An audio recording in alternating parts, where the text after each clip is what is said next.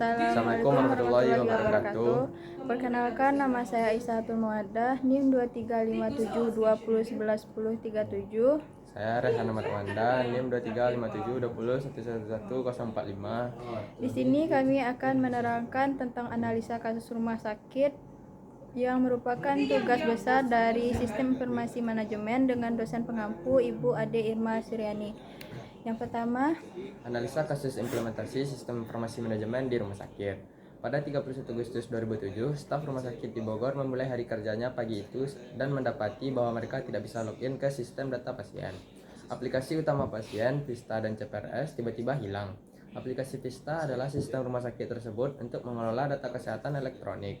CPRS adalah aplikasi dalam sistem rumah sakit yang menyediakan tampilan catatan kesehatan setiap pasien veteran, meliputi pengecekan data dalam setiap waktu, sistem notifikasi yang menunjukkan pasien dalam kondisi buruk atau kritis, dan sistem pengingat untuk dokter, perawat, dan staf lainnya.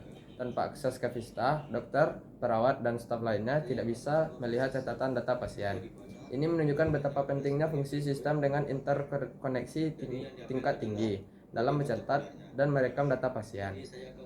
Oleh karenanya, pekerjaan dokter, perawat, dan staf rumah sakit lainnya pun menjadi lebih ringan, sehingga mereka hanya berfokus pada penanganan dan pelayanan terbaik, serta penyembuhan pasien berdasarkan pada data yang telah dicatat oleh sistem.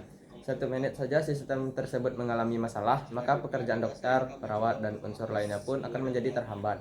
Itulah mengapa diperlukannya ada sistem backup untuk mengamankan data tersebut. implementasi Sistem Informasi Manajemen SIM di rumah sakit. Sistem Informasi Manajemen di rumah sakit merupakan komponen penting dalam menjamin kualitas pelayanan kesehatan yang efektif dan efisien bagi pasien. Namun, implementasi SIM di rumah sakit dapat menghadapi berbagai tantangan yang perlu dikelola dengan baik.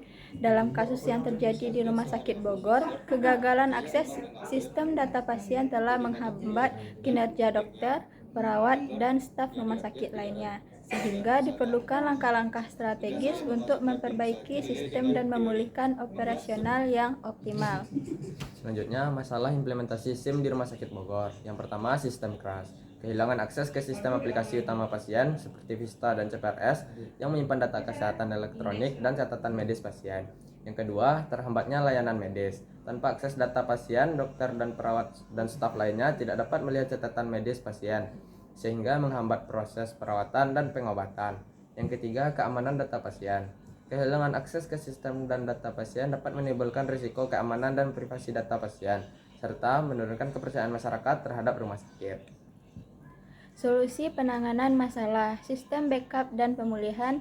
Rumah sakit perlu memiliki sistem backup dan pemulihan data yang andal untuk mengamankan data pasien dan memastikan kontinuitas layanan medis dalam menghadapi gangguan sistem.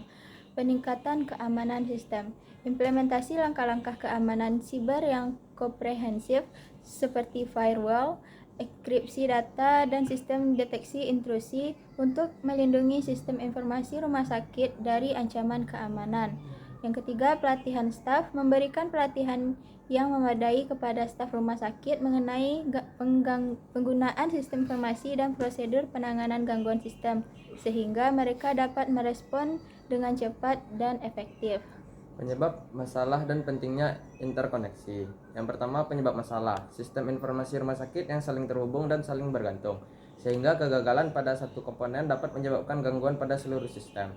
Yang kedua, pentingnya interkoneksi tingkat tinggi. Interkoneksi tingkat tinggi ada antar sistem di rumah sakit, memungkinkan integrasi data yang efektif, memfasilitasi aliran informasi yang lancar, dan meningkatkan kualitas layanan pasien.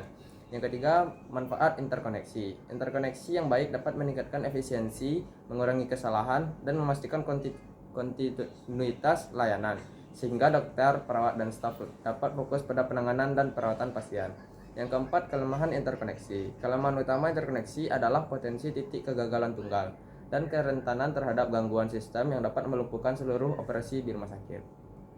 Selanjutnya, pengembangan sistem informasi manajemen rumah sakit. 1. Analisis kebutuhan.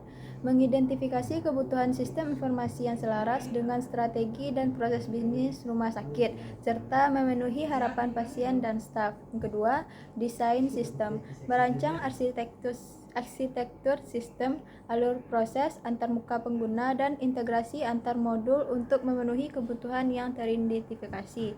3. Implementasi, membangun, mengintegrasikan, dan menguji sistem informasi rumah sakit secara menyeluruh, serta melatih penggunaan untuk mengoperasikannya. Selanjutnya, arsitektur sistem info rumah sakit.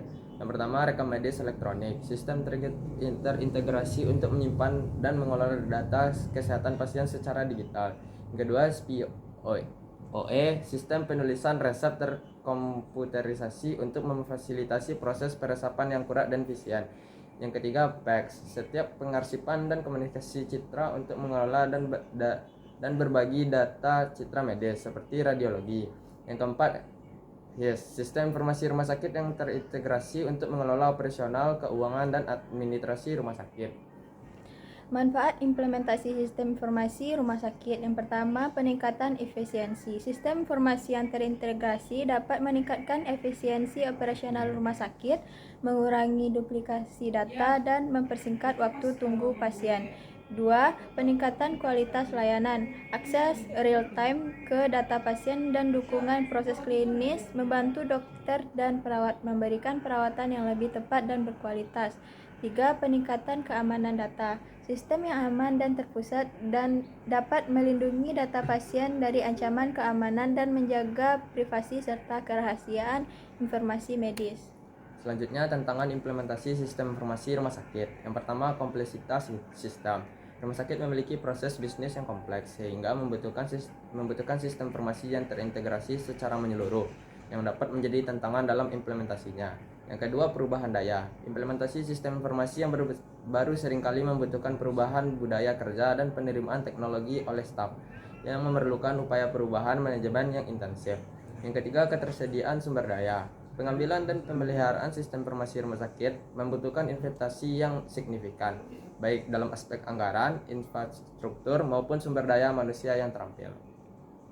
Kesimpulannya, pentingnya SIM di rumah sakit. Sistem informasi manajemen merupakan komponen vital dalam memastikan pelayanan kesehatan yang efektif dan efisien di rumah sakit, sehingga perlu diimplementasikan dengan baik. Tantangan implementasi SIM. Implementasi SIM di rumah sakit menghadapi berbagai tantangan seperti kompleksitas sistem, perubahan budaya, dan ketersediaan sumber daya yang perlu dikelola dengan strategi yang tepat.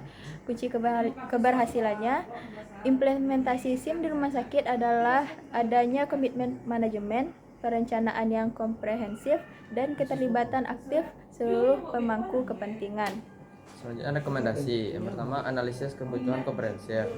Lakukan analisis kebutuhan yang mendalam untuk memahami proses bisnis, tantangan, dan harapan pemangku kepentingan dalam implementasi sistem informasi rumah sakit. Yang kedua, perencanaan dan desain sistem. Rancang arsitektur sistem informasi yang terintegrasi ialah user friendly dan sesuai dengan kebutuhan rumah sakit dengan mempertimbangkan aspek keamanan, skalabilitas, dan interoperabilitas. Yang ketiga, implementasi bertahap. Terapkan sistem informasi secara bertahap dengan melakukan pilot, pengujian, dan evaluasi sebelum implementasi penuh untuk memastikan kesiapan organisasi dan keberhasilan implementasi. Baiklah, sekian analisa kasus rumah sakit dari kami. Apabila kesalahan dalam pengucapan, kami mohon maaf. Kami sudahi dengan wabillahi taufiq wal hidayah. Wassalamualaikum warahmatullahi wabarakatuh.